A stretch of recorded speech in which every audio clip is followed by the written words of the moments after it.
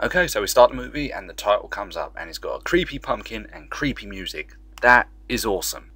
Then we find out it's Halloween night, 1963, and there's a POV shot of a house. And whoever this is, they're perving on some bitch with big, huge titties. And some dude who can't act for shit. Wait, what am I saying? They both can't act. So Big Tits and Little Dick go upstairs for some good old fashioned hardcore anal sex action. Bow chicka wow wow. Well, not really. So our pervert friend who's been watching goes into the house, he goes into the kitchen, opens the drawer and pulls out a kitchen knife. And as he makes his way to the stairs, Little Dick comes down. Fucking hell, that must have been the quickest sex scene in the history of ever. Not only in real life, but in film. Well fucking done, mate, you couldn't get it up. Okay, so with Little Dick gone, point of view person goes upstairs and there's a clown mask on the floor, so they pick it up and put it on.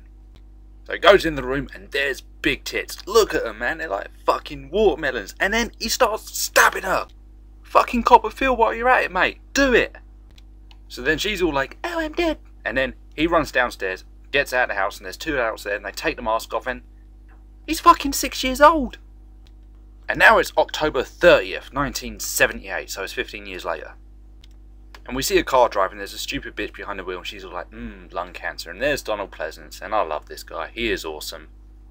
They're heading to Smith's Grove Sanatorium to pick up someone, and when they get there, there's all the fucking mental patients hanging out outside in the rain. And Dr. Loomis is like, what the fuck is this shit? So he gets out to find out what the hell's going on. And meanwhile, while she's all like, Humpty Tumpty Tum, someone jumps on the back of the car onto the top of it. And then she's all like, oh, I wonder what that noise is. So she undoes the window and then he's grabbing her face. And then she freaks out. I don't know why though, this is probably the first guy in the history of ever to shown any interest into her. But anyway, she hits the accelerator and the car crashes. And then she backs up against the door and he smashes the glass. Totally not holding a wrench or anything. So she runs out in a hysterical sissy fit and he climbs in and drives away. How the fuck does he know how to drive a car? But anyway, and then Dr. Loomis comes along and he's like, it's gone from here, the evil is gone. So then we cut to a town called Haddonfield and it's the next day, so it's Halloween.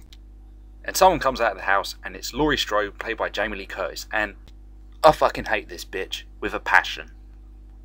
So Jamie Lee's shitbag is on her way to school and she runs into Tommy Doyle, a little kid she's going to be babysitting later tonight. But before they go to school, she's got to drop off a key at the old Myers place because her old man sells houses. Yeah, it's the same house where the little boy killed his sister 15 years ago. So as she puts the key onto the map, boom! Oh, somebody's watching her and he's like, you damn kids, get off my property! Back at Smith's Grove, Dr. Loomis is talking with Dr. Wynn and they're pretty much blaming each other. This is all your fault. No, it's not. I told you how dangerous it was. Well, it's your fault anyway, Loomis. You're a fucking idiot. You should have been more precautious and told people. I told everyone. So Loomis gets into the Loomis-mobile to go and hunt down Michael Myers. Laurie's sitting in class and then she looks out the window and there's Michael Myers watching her. She turns away, looks back and he's like, I see. But then when she looks back for the final time, he's gone. School's out for Tommy and he's being picked on by some of the bullies and they trip him up and he falls on his pumpkin. Aww. And then as they run off, Michael grabs one of them. He's like, hey kid, do you want to come with a ride with me in my car? I've got candy. But then the kid runs off. And then Michael starts following Tommy. Is he a paedophile? I guess we'll never know. Meanwhile, Loomis has stopped by a payphone and he's phoned up the Haddonfield police. He's all like, he's on his way. If you don't do anything about it, it's your funeral. And then as he puts the phone down, he finds an abandoned truck, and then he's like, oh dear, and he runs off, and then there's this dead body in the bushes that Michael's probably had his way with. School's out for Laurie, and she's walking home with two of her friends, and they're talking about whatever the fuck it was that chicks back in the 70s used to talk about, but I don't know, I wasn't born in the 70s and I'm not a chick, so fuck 'em. So Laurie and Annie say goodbye to Linda, and then Laurie looks forward, and she sees someone behind a bush, and he's like, stay off my grass! And then he takes cover behind the bush. Then Laurie tells Annie that there's someone behind a bush, and then when Annie goes and looks, oh look, there's nobody there. So then Laurie gets home, she looks out the window, and there's Michael in the garden beating one off behind the fucking sheet. He's all like, big finish.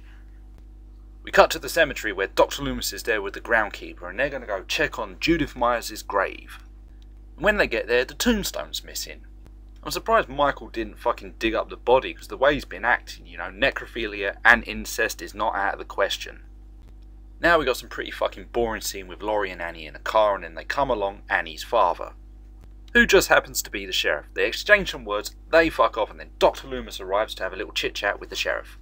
And the sheriff's like, motherfucker, just give me 5 minutes, I've got to go do something. And then behind Loomis drives Michael and he's all like, you suck! Okay, now it's night time and Laurie's arrived at the Doyle house to look after Tommy and his parents split. But unknown to Laurie, she's being watched by Michael. And I don't know why he's doing it. If he's checking out her ass, what the fuck? She does not have an ass. It's Jamie fucking Lee Curtis. Now, Dr. Loomis and the sheriff arrive at the old Myers house. This is probably the best scene in the whole film. They go in and they find a dead animal that Michael's eaten. He's been all like, om nom nom nom. And Loomis gives us the best line. Man wouldn't do that. This isn't a man. So then Loomis and the sheriff go upstairs and we're rewarded with a nice, cheap scare. Yeah, the gutter comes through the window and Loomis poops himself. And then he tells the sheriff of happier days in the hospital with Michael. He misses those days, you know it. Meanwhile, the phone goes off, Laurie picks it up, and it's Annie, and she's looking after some stupid little bitch called Lindsay.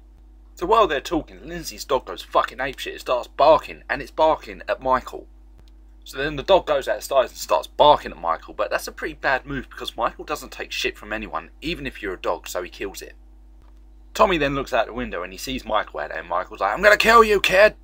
So he gets Laurie to go and have a look, and then when she goes, he's gone. So she goes and tells him to watch TV. That's fucking brilliant, isn't it? TV solves all the problems of the world. And being that the stupid bitch that she is, Annie ends up spilling hot butter all over herself, so she strips down to her panties and her shirt to go clean her dirty clothes. So I think she goes to the garage, and as she's doing that, Michael's watching her. So she ends up getting locked in, and then she does a failed escape attempt through the window, but before Michael can come in and give her surprise butt sex, Lindsay comes in and saves the day. Annie's desperate for a fuck, so she decides to unload Lindsay onto Laurie's hand so she can go fuck her boyfriend's brains out. What a bitch. So then she goes to the car. Oh shit, she's left her keys in the house. She goes back to the house, picks up the keys, goes back to the car, and then opens the door without putting the keys in. You're a stupid bitch and you deserve to die. And then, holy hell, Michael's in the back. Oh god, thank you, Michael. Thank you for killing this stupid fucking bitch. Meanwhile, Loomis is hanging outside the Myers house, hoping Michael will come back. Then the three kids that were picking on Tommy from earlier in the film come along. So then Loomis decides to be a dick and starts messing with their minds, and they run away. And then the sheriff comes along and freaks Loomis out. And the sheriff's all like, I think you got the wrong idea. And Loomis is like, I'm the one carrying this film. I know what I'm doing. And then Linda turns up with her boyfriend, Ugly Bob, and they decide to go into Lindsay's house and fuck in her parents' bedroom. Now that is a dick move, but at least these two are lasting a hell of a lot longer than Big Tits and Little Dick did at the beginning of the film, like 100 times more longer. And because Linda's a total lazy bitch, she sends her boyfriend down to go get her a beer. Has anybody noticed this guy looks like John Denver? Bob hears a noise in the kitchen, and then when he opens the pantry, Michael jumps out and then pins him against the wall and then stabs him to it. Michael then goes upstairs wearing a sheet and Bob's glasses and annoys the piss out of Linda. That is brilliant. So in frustration, Linda phones up Laurie, and then as Laurie picks up the phone, Michael strangles Linda with the phone cord. And then Laurie's all like, I'm going to kill you two if this is a joke, and then Michael's just listening on the other end of the phone, probably whacking off to the sound of her voice. And because all people in horror films are stupid bitches, she decides to go over to the house to investigate, and then she goes upstairs and she finds Annie's dead body with Judith Myers' gravestone. And then she bumps into Ugly Bob's body and then Linda's body. Yeah. And then as she's crying, what the fuck am I going to do? Michael comes out from the shadows and stabs her in the arm. She falls over the banister of the staircase, tumbles down the stairs, and then Michael's coming after her. She gets out of the house, she's in the streets going, oh my god, somebody out there! Out of there! Nobody's helping her. But unfortunately, she makes it back to Tommy's house and gets in before Michael can kill her. But then, oh no, she left the fucking window open. Myers is in the house. And then she's begging him to stop, and then he jumps out from behind the couch, tries to stab her, he misses, and then she attacks him with a knitting needle, and he's like, that fucking didn't hurt, and then he collapses. She goes upstairs to comfort the kid, she's like, it's alright. Oh no, it's not because Michael's behind her. They run around screaming their fucking heads off, and then Laurie goes and hides in her fucking wardrobe, hoping Michael won't find her, but he does. And as he's breaking the door down, she grabs a wire hanger, undoes it, and stabs him in the face with it. He drops his knife, she picks it up, stabs him again, and then he falls over. So it's all over, and then Laurie goes and tells the kids to go get some help, but it's not over because Michael sits up. He does it in a great way, by the way. He's like, oh, I'm up. Stands up, sneaks up behind her, and then starts to strangle her. Kill that bitch!